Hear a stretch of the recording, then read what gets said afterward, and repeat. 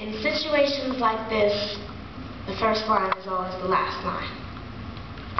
We said goodbye with two lips and two palms, trained to pray in two different ways, created by two different gods who don't speak the same language, regardless of how you say it.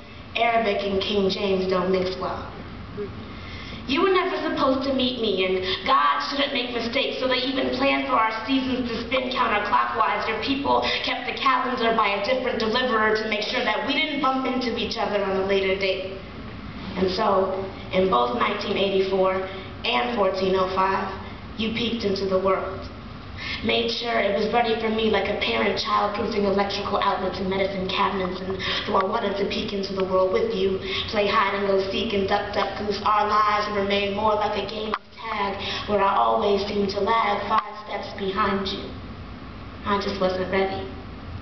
Still, I remained patient, waiting for 5 more years of the dream before I would manifest myself in fingertips and wide eyes and labor pains, because I wanted to be perfect if ever we should cross paths.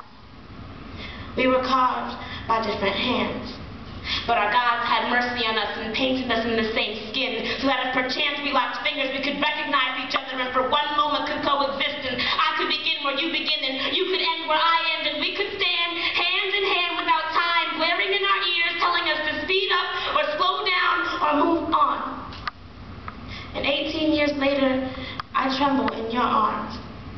And not because this is the last time, but because when you hold me to your chest, I am pressing my soul to the 4 corners of the earth. And when you look into my eyes, you become reacquainted with the last seconds before you too left the world of dreams. But soon, this will be over.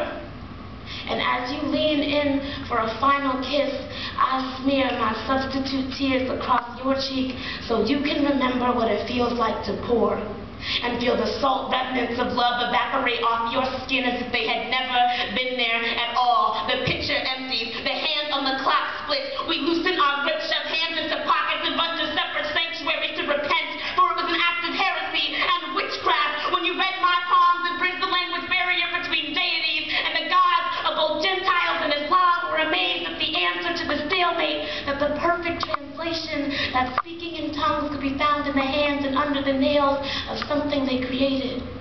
So it was out of love that our God said they would give us whatever we asked.